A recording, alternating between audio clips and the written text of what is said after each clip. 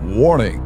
Bitag Live Morning caters to mature audiences. Topics discussed are particularly on hot, timely, current issues purposely intended for Filipino viewers and listeners worldwide. Discussions may contain language that may not be appropriate for some sensitive audiences.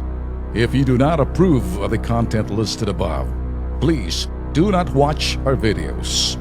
If you wish to continue, we strongly advise that you proceed with caution. Viewer maturity is advised. Kung meron mang mga natutuwa ho ngayon yung mga kulay dilaw, alam nyo bakit sila natutuwa? Nakita nila yung sinasabi ho nating PR nightmare, in the word quote-unquote PR nightmare. Alam nyo ho ba? Bakit? Siyempre, itong mga dilaw ngayon, they're happy. More importantly, sigurado si Laila de Lima, pating kanyang kamay, pating kanyang paa, nagpapalakpak. Pumapalakpak. Pumapalakpak sa ano? Alam nyo naman hong issue roon sa Philippines and the US. Hindi ho ba? But seriously, let me talk about this, mga boss. Alam nyo, may kantahong si Elton John, and the song, Sorry Seems to Be the Hardest Word. What do I say when it's all over? Sorry seems to be the hardest word. Okay. Pero doon ho sa nakaraan na wala na sa palasyo at nasa Times Street na ngayon, you know, ang salitang sorry, over my dead body!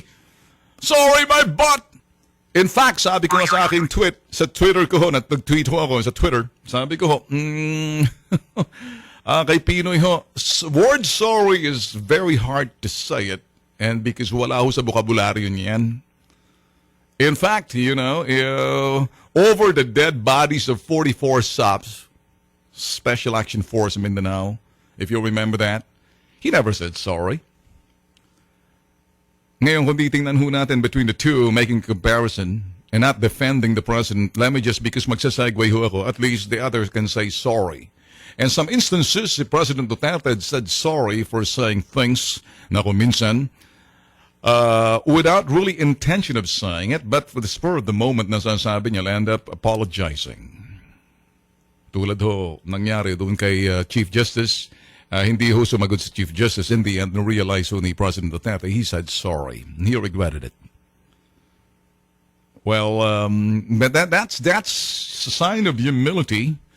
But then again, there's a certain point na yung humility mo na yan for saying sorry, it should not be, you know, becoming a pattern na lagi magsosorry na lang after the fact that nasabi mo na, tapos na. And you know, may kasabihan, no, experience is the best teacher.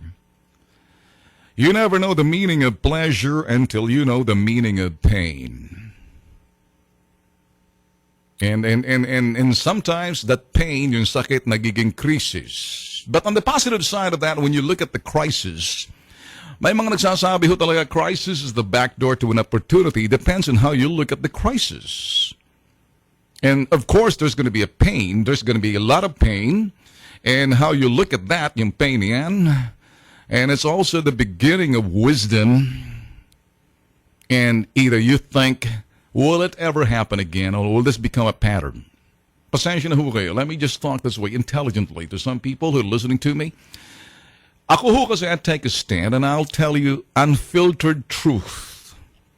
Hindi ko sasalain yung mga bagay na sasabihin ko na may iba ho kasi sinasanitize ang kanilang sasabihin for fear na sila ho'y madadali sa social media. Alam niyo naman ho kasi followers lang ni President Duterte, napakarami ho yan. And I can understand where they're coming from. But if I will just be one of those people na, you know, talking with so much already, para lang naman padagdag pa ako. But let's talk and analyze this, mga boss. Analyze everything what I'm saying and then evaluate, and then let's do a validation of everything that's going on the event, and that's the reason why we're talking about this, dito.